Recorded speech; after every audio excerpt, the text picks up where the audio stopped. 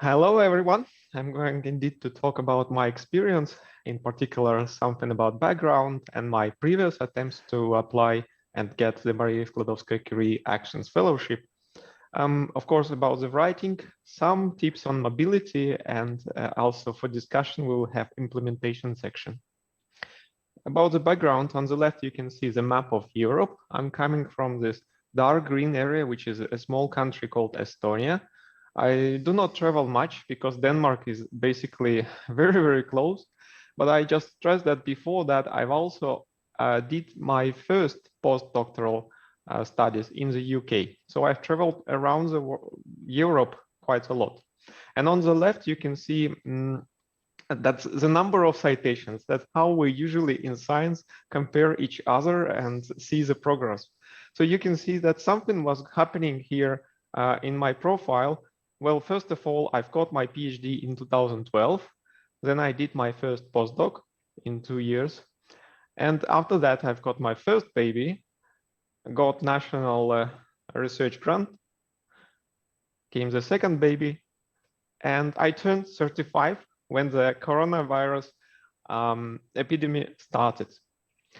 And then at this moment, I would like to focus on the objective of the postdoctoral fellowship, which is to support researchers' careers and foster excellence in research.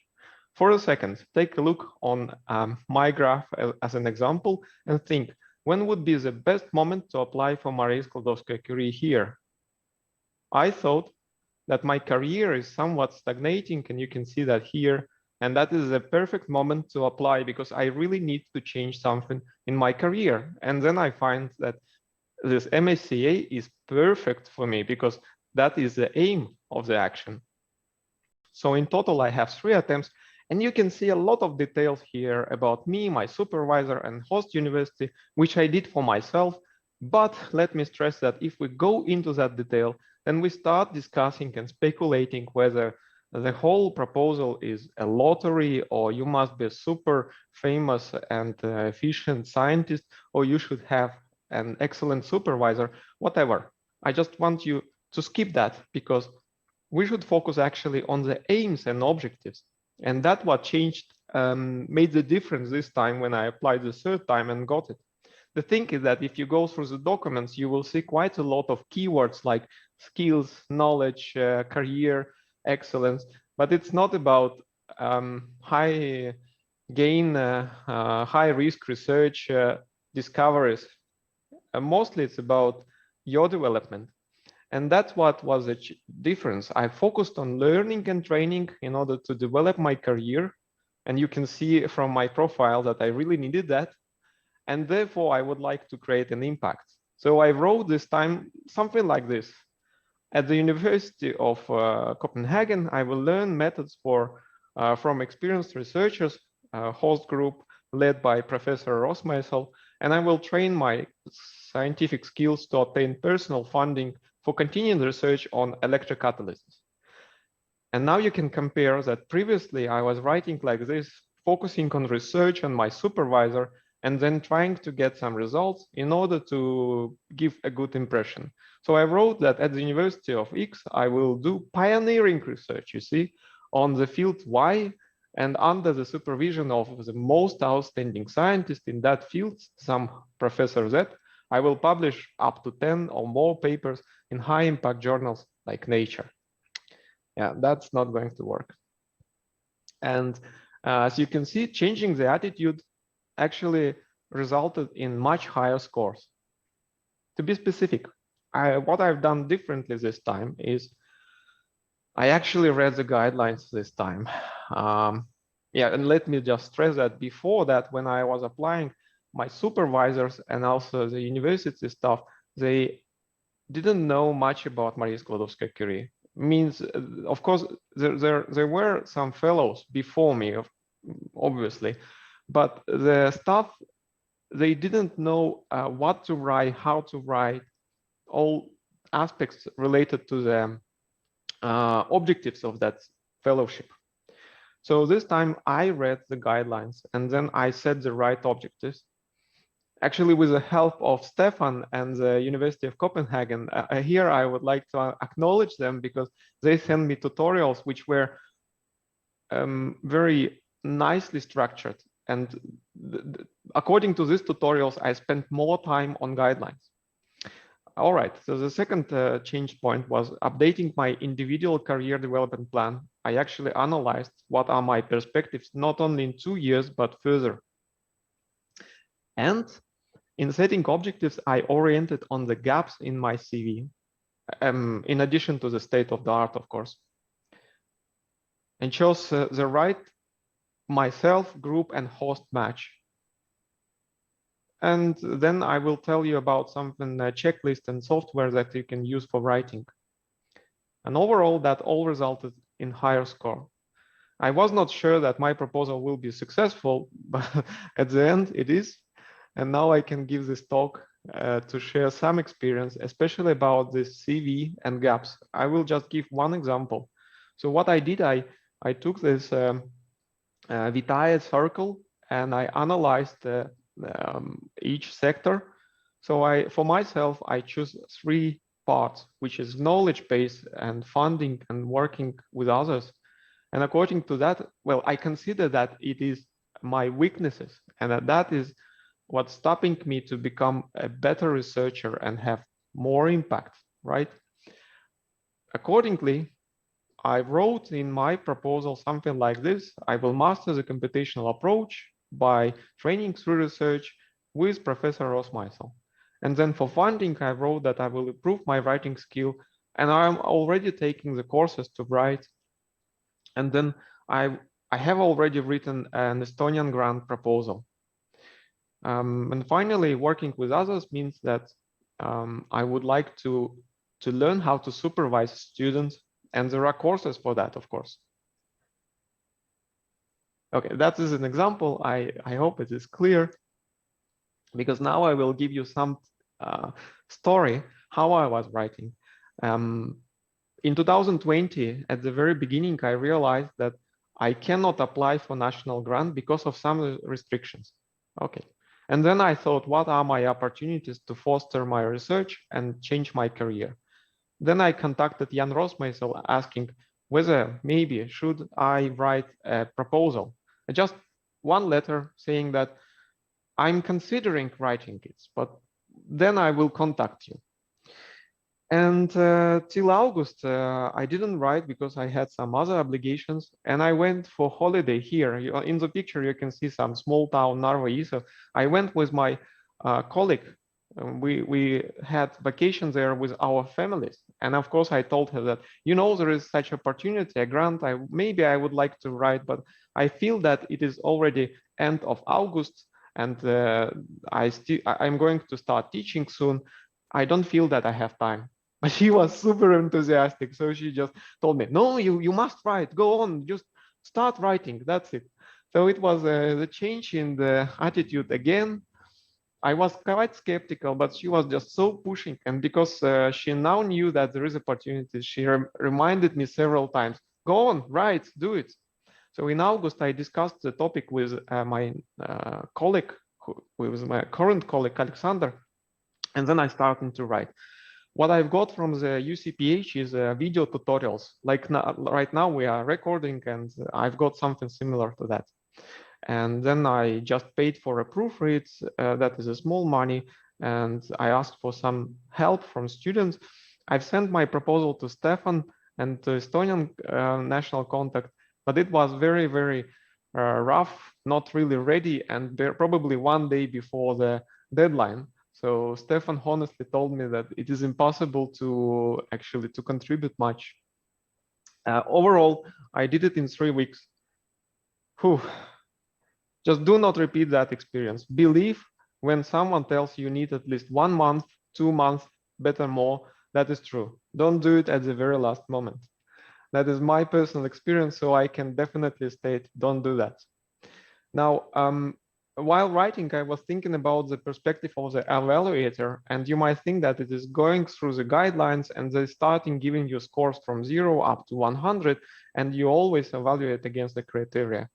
But what I was actually thinking is that probably it's not like this. There is a reviewer who is a human like me, and he is limited, or she. Okay, the reviewer is limited in time, and the reviewer might follow the emotions, you know, and he actually starts with a positive attitude. He starts reading from the very first page, but then he starts actually subtracting points. And why I think so? Because probably I'm in the same situation. I was writing my proposal like this during the work. So I have to put one kid into the kindergarten. Then I have like 6 hours only at work. And then I have to go back for the other kid to get him from kindergarten. And while I was writing, on one half of the screen, I have my proposal. On another half of the screen, I have a cartoon. So it's like this. I'm also limited in time, emotions, attitude. I kept my attitude positive. So what helped me? The attitude. So for myself, I kept reminding me that I'm going to carry out this project as a ring of the Lord. So what I should not do, and I reminded myself because of my previous experience, I should not write about my scientific idea too much. So it's not my precious scientific idea. It's not my Nobel Prize winning supervisor. It's not my aim to publish about 10 publications in Nature. And it is definitely not about the ranking of the university. What I tend to write this time is that I'm actually ready to step in my career, and I already have some unique skills and I need to learn new skills. So I actually have some idea where to move on. That is my scientific idea, but it's not the most important. And I found the right fellowship for that project. So you see, the fellowship might be interpreted here in many different ways. Right now, I mean that the fellowship is all these guys around me. I'm just a MSCA fellow, and there are, of course, other postdocs and PhD students with whom I interact daily. And there are also technicians whom I sacrifice their life for my project. Senior staff, they are almighty. Coordinator is also super powerful. And supervisor, well, you should understand the higher your supervisor is, the higher the probability that he will be gone for 2 weeks, maybe a month. But you can also count that when your supervisor comes back to you, some magic happens to your project. Okay, and finally, what's most difficult is the panel members, because they have some idea, well, some, let's say, opinion about your project, a very strong one, what and how should be done. But most difficult is your project evaluator. He's like an elf. He lives with different life. He is not interested in mortals, probably. This is just an analogy. And you have to convince them all that your project is actually vital for everyone. And that's it. So if you like this concept, you can go to Twitter. I have this tiny URL, which you can type in right now. And there is a poll that you can just go through. And I summarized all my experience in writing this proposal in a tutorial, and you can check there. So I suggest using a lot of checklists. They help a lot in writing. You just have them on your site, and you see if you actually have done this task, that task, that task. So I provide some examples. If you have your mobile computer, you can go on now and type this tinyurl.com MSCA 2022 poll or checklist. Okay, so I have few more slides about the mobility, and I just would like to stress there are two kinds of mobilities. You can go alone, and I've been to Denmark in 2010 for half a year. It's so easy. You don't care about life. You're happy. You do whatever you want with science. You can do it 24 hours a day. And if you go with a family, it's a totally different story, because basically you have the same problems. You have to get an address. You have your budget, money, salary, and you have to talk to the government, which is Copenhagen Commune here. For the family, that all scales up, and beside that, you have some family issues. I'm going to write some tutorial on that as well, just summarize my experience. I haven't done it yet, but if you follow me on Twitter, you will find it out soon. Now, let me go to the life in Denmark. I hope, yeah, we have some time more. I have this in mind that I'm going to write tutorials on the following topics, which I discussed with my colleagues, my neighbors, all the expats,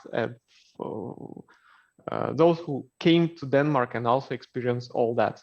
So the first tutorial will be done or die, meaning that you should behave like a Danish person. What does it mean for me? It means that you follow standard operation procedures. And on the right, you can see an example of such a game, right? With many steps which you have to take, but then problems will be apparent. And if they appear, you just keep calm and do not complain. Instead of that, just ask for help. For example, the problem will be with your address here, because in order to get an address, everyone will be asking for CPR number. But in order to get CPR number, you must have an address. And that would be some small obstacle because you are actually breaking the standard operation procedures, and your Danish, whoever Danish people to whom you talk, they just get mad because how cannot you have a CPR number? That is a puzzle. And there would be something similar to the bank account. You cannot get a salary without nemkonto, which is a specific Danish identification number. But before getting that, you actually have to do all this. And it is just physically very difficult to do because when you apply for some document like CPR number, it is like this, that you provide your European certificate, but then you have to wait in a queue for 2 weeks, and then again 2 weeks, and then again when you apply your documents to the bank, they consider your documents, and it may take months, but you already should have your salary. So you will experience all that. It's not so straightforward. It is a nice game. Just keep calm, do not complain, ask for help, and you will do it. And because of that, you should plan in advance. For instance, go through documents, see how much each step takes. And another advice, all my neighbors just told me, arrive in May or August. And the main reason is because in February or January, it is so dark that you might be depressed too much. But I would say arrive in May or August, but not in June or July, because there would be a vacation period in July, everything is closed, and you cannot just do anything. That would be really problematic. So either come in May when it's already sunny, or in August when everyone come back from the vacation. My advice is to first do an optimized. For example, you just go to IKEA and buy all necessary stuff for living. Instead of going to specific shops and, for example, choosing the lamps, what you like, you just order from IKEA online, and you will get, with one transportation, you will get everything at once. And say no. And this is so important that I've got another slide. And now you're going for a postdoctoral journey, right? So just say no to everything extra that hinders your work. For example, I actually continued chairing the Estonian chemistry competition, and that takes a lot of time. It is my extra time.